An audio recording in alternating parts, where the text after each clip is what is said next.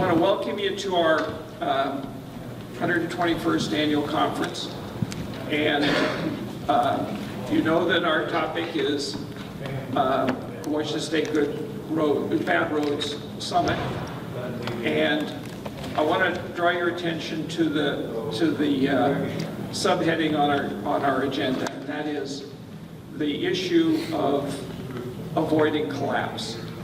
2 years ago, Kevin Dayton, the Chief Transportation Engineer for the state, came to our 119th conference and told us, quote, "We have infrastructure that is crumbling under our feet now," end quote. And 2 years later, there can be no question that the crumbling has continued for another 2 years. During this period, Roger Millar, the Secretary of Transportation, has quantified for us WSDOT's best estimate of the rate of decline, and that is that we are chronically underfunding at this point by $690 million a year, or roughly $1.4 billion per biennium. And that is at the state level. At our conference last year in Spokane, the 120th, the head of CRAB, County Road Administration Board, and TIB, the Transportation Investment Board, quantified the underfunding of preservation and maintenance at the county and city levels for us. Not with as much specificity, but they said that in each case, their underfunding at the county level and also at the city level is greater than that of the state. So if we accept those numbers, what we're talking about is a problem that is on the order of more than $2 billion a year, roughly $2.1 billion a year at the city, county, and state levels. And Jay Lark has just issued a report, and right behind your agenda you'll see a copy of it, which says, I've highlighted it at the bottom in yellow for you. Stakeholders may have an unrealistically low impression of long-term costs based on WSDOT's recent reports. Jay Lark, the Joint Legislative Audit Committee, does not accept the adequacy of the $690 million estimate of our Secretary of Transportation. So the problem could well be bigger. So the reason for a Bad Roads Summit is we want to have a conversation among knowledgeable people, and when you speak up with your questions or your comments, I hope you'll identify the group you're with. We all will understand we're not speaking for our group, unless you specifically say so. But it is important for us to get input about both sides of the balance sheet and about everything that can be done to encourage funding for this important resource, because the infrastructure we have has been built with almost 100 years of gas taxes. Our gas tax was passed in 1921. We will soon have invested as motorists for a century in our system, and we're letting it deteriorate at a rate that threatens to go from crumbling, which we have, to collapse, which we fear. So we're going to start off with a presentation by Labor, because Labor has, through their project labor agreements, an approach that can be part of the solution of the problem, or at least that's what Sound Transit says consistently, that they save money on their projects because of project labor agreements. So we're privileged to have Jermaine Smiley, who is the head of laborers for the Northwest region, our state, and a couple more. And I'd like him to give us the benefit of some understanding of project labor agreements and how they can be a part of the solution. Thank you.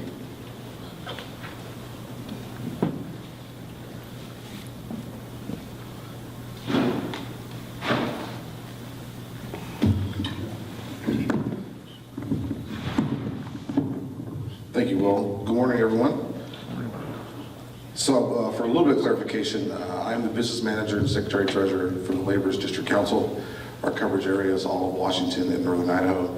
I appreciate the kind words, but I need to make that distinction because my actual regional manager would not like me claiming I'm the regional manager. So anyway, so Will has contacted Billy and myself about PLAs and giving some details about PLAs or CWAs. A PLA is a project labor agreement, and a CWA is a community workforce agreement. And there's a little bit of nuanced differences to those. So project labor agreement is a standard agreement usually with a public entity, and there's labor harmony rules, there's work rules, there's fringe benefit requirements and grievance procedures and things like that. A community workforce agreement has all those elements, but there are pieces in there from the public side that the awarding agency or public want in that agreement as far as local hiring based on zip codes around the area, a certain goal of minority workers hired and female workers hired, a certain goal for minority contractors as well being utilized in the projects. So, and we've been operating with certain public agencies and owners for decades with PLAs and CWAs, namely Sound Transit, City of Seattle, King County, and even the Deepwater Tunnel. So, and for us, it provides some stability for the workforce and also the contractors. It creates a level playing field. Everything's already based on prevailing wages, but everybody knows what the work rules are for that project.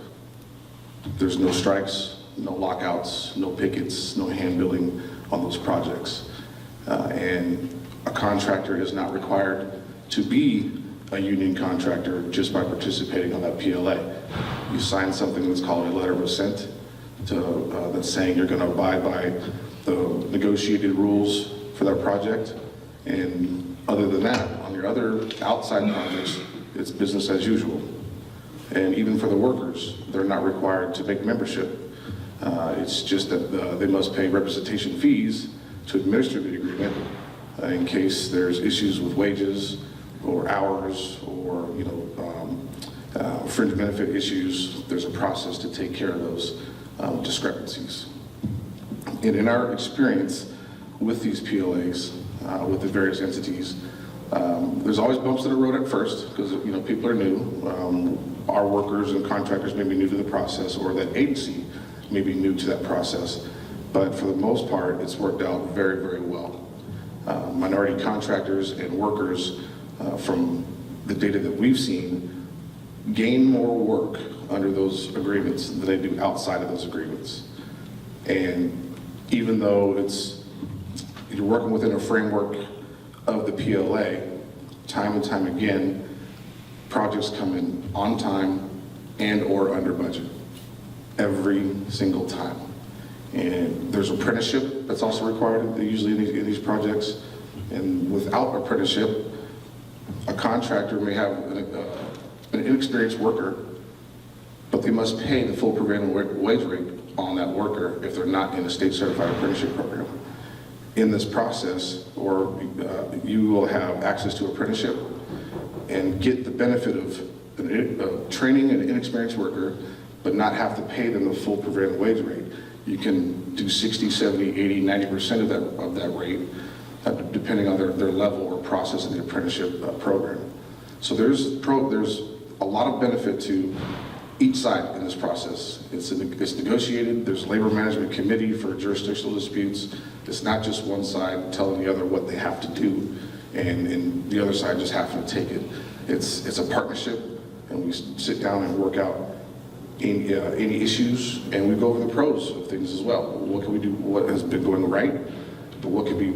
How can we improve on that? What's been going poorly? And how can we get better at that as well? So I know I've thrown a lot at you so far. Are there any questions? I've got one, if I may, and I apologize for thinking you were more august than you want to be. As preservation and maintenance has been put off, we're going to have larger and larger preservation and maintenance projects because effectively we're rebuilding more than if we'd have simply done good repair. Is there generally application of project labor agreements to PLAs and CWAs? Yeah, but to preservation and to maintenance kind of projects, or is it typically just new construction? It goes either way. It depends on what you want to get captured with the awarding agency, what they want to put on the books, whether it's CSOs or preservation and maintenance. There's all kinds of things that can be wrapped into a PLA or CWA. It could cover certain projects over a certain dollar value for 5, 6, 7 years for whatever the length is of the PLA, and you can wrap in all kinds of projects as they make sense. Jermaine and Billy Wallace are going to have to go because they have something in Bremerton they need to be to, but I want to ask one more question, and then we'll let other people who might have a question ask it before we lose you, and that is, did you not include WSDOT in the organizations with which you have project labor agreements currently? No, they're included. Okay. It depends on who the primary owner of the project is, Yep. but as part of the overall discussion and negotiation, yes, they are included. Okay. Are there other questions for Jermaine? Todd? I mean, I'm Todd Woosley with Powell Woosley Properties, and on the board of the East Side Transportation Association. East Side. Good morning. Good morning, thank you. I actually did a great job explaining the structure of the PLAs and the benefits of it, and I agree that it's a great device to make sure these projects go through and everybody's treated fairly. As Will said, we have an effort to increase funding to at least maintain and preserve our state's roads. One of the chronic arguments down in Olympia is that, well, their labor drives up the price unnecessarily, but I've seen studies that say actually that's not the case. The prevailing wage really doesn't drive the cost up. As you indicate, there may be some savings by the stability that these provide. Could you share your thoughts and any information you have on that issue? And I hope that we can use that to get past this sort of that argument and move on to getting the funding we need. Yeah, no problem. Great question. So, as with prevailing wage, a public project, whether there's a PLA on it or not, the rate is the rate for whatever scope you're working. The rate doesn't go up inside of a PLA, or it's the whatever the prevailing wage rate is.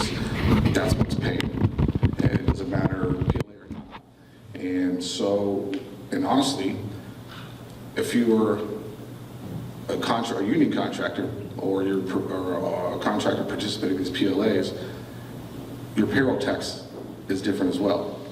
If you are on a project, a public project, and you don't have apprentices or whatnot, and you're not a union contractor paying into a defined benefit program, health care and pension and whatnot, you're paying the full payroll tax on that full rate. So an inexperienced worker who's not an apprenticeship, call it $50 an hour, all told, put together, you're paying payroll taxes on $50 an hour. In a PLA or a union contractor situation, you're only paying payroll taxes on the check rate. You're not paying payroll taxes on those fringes. And also, because you're paying in a defined benefit program, double check this with your tax accountants, but it's been our experience from contractors that you get to write that off. Whatever you're paying in the fringes and healthcare, that's a defined plan, you get to write that off on top of the payroll tax savings on the check. So, so the cost of labor doesn't go up because it's based off the county that it's in for prevailing wage. So the rate is the rate, no matter what. And also, if, what was the second part of your question? I'm sorry. It's really is there a net difference in the overall project cost? Not that we can see, no. And honestly, get with the city of Seattle, King County, Sound Transit, and look at their numbers, look at their studies on how fast these projects are built, the cost, and we're talking about hundreds of millions and billions of dollars in these projects. So, and they're coming in on time and under budget. And any contractor you would know, whether it's building or roads, the quicker you can get off that project, you're saving yourself money and on to the next one. So, cheap labor isn't good labor isn't cheap. Okay, Bruce, speak up when you ask your question if you can. Okay, this one's in a little bit of history, but I remember in the Boston Tunnel, there was cost overruns, and it went on longer than expected, and I think there was a PLA involved in that. There was. And so when something like that happens, is it happening in terms of in terms of maybe engineering, or I don't know what other things that could happen? And I wondered if you had any memory or experience in that history of the tunnel and how it ended up that way with a PLA. Because I hear you say on time, on budget, and something went wrong there. Well, I have a little bit of history in Boston, but I could do a better comparison of the Deepwater Tunnel here. So the overruns in Boston weren't a function of the PLA. It wasn't because of the PLA. They had issues on the job that other things that, it took longer and whatnot, but it wasn't because of the PLA and the things that were agreed to as far as the work rules and wages had nothing to do with that. It wasn't that process. Even here locally with the Deepwater Tunnel, again, it wasn't because of the PLA. There was an issue, something got hit by the cutter head broke, and then we had to get it fixed, but it wasn't because of the PLA itself.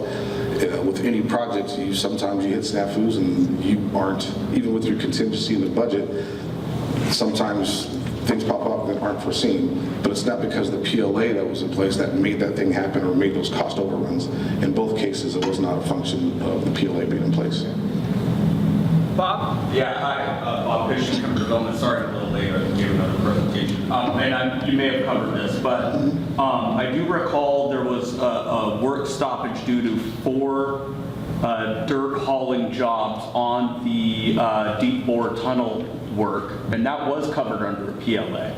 And it's my understanding, though, the PLAs are supposed to prevent work stoppages. Do you recall that one at all? As far as the dirt hauling you're talking about, Yeah. I don't recall that, but there's also, if it's the Teamsters or whatnot or whatever it is, certain pieces of work may not be covered by that PLA. It all depends what's in the negotiation. In the dirt hauling, and Dale Bright may be able to help me out here, and that dirt hauling, there's no strike in the language of the PLA, no strikes, no lockouts, no pickets, things like that. As far as the dirt hauling, I know there were some jurisdictional concerns and trying to figure out how that worked and overlap with the Port of Seattle staff and the staff that was hauling the dirt for the Deepwater Tunnel work. It wasn't, to my knowledge, there was not a work stoppage. They and I don't know if it was even covered by that PLA. Gotcha. So. Thank you. That was on the dock. That was off the goal. We mitigated that off the job site. Yeah, and that was a longshoreman issue, Yeah, it was a long short. which they are not part of that PLA doing work on there. Yeah. Thank you. Can we ask one last question? Because the laborers are so important to this organization and have been such great supporters for a long time. Can you help us understand the difference between 242, which is our host here today, and your regional operation? Okay, so our org chart, if you will, is, you have our international regional office, district council, and locals. And each local has a certain area that they cover. 242 covers all of King County. Local 252 covers down to Lewis County and everything on the west side of the water. Local 348 has Tri-Cities, Walla Walla, that area. 238 has Spokane. And all the locals are autonomous. They have their own areas. We guide and advise and help in negotiations or grievances or whatnot if the locals can't work it out with the contractor. But each local is tasked with administering, I don't want to make this a bad thing, administering the agreement for our members and making sure everybody's playing right by the same rules. I'm just here, my office is there to assist when needed. If issues with contractors or signing contractors affect more than just that local's area, then I'll come in and make sure that other business managers are on board with whatever is being agreed to. So that's how we're set up. I can't hire or fire anybody from the locals. I can encourage and say, hey, we need to do this and that, but ultimately those locals can make decisions based what's best for their members in their areas. And are you able to get along with Billy, for example?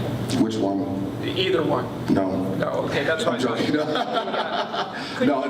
We get along very well. Yeah. And could you just introduce Deacon and Billy for a moment, and then Yes. let you go? Not a problem. So first, Deacon Letnich, he's our Assistant Political and Legislative Director for the District Council.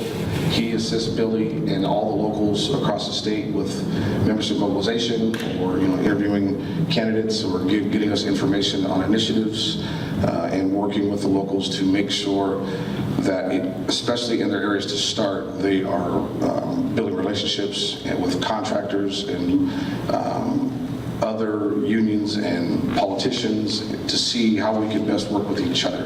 And for us, it doesn't matter what side of the aisle you're on. We want to make sure that we're doing what's best for our members and their health, their pensions, their working conditions, and things like that. And Mr. Billy Wallace in the back there, he's our Director of Politics and Legislation. Deacon works with him. You guys have probably seen him a lot. He is all over the place as well, all over the state. And Mr. Billy Heatherton and Dale Bright are running the politics here for 242. And we try to make sure we're communicating as much as possible so we're on the same page with things. And other locals have similar setups. They have a political person, and we work with them locally. All politics is local. So since Billy gave your money to defeat 976 and it passed, are you going to can him, or what's the deal? That's an internal matter. No. Thank you, sir. Thank you very much. Any questions? Thank you for your time. I appreciate it.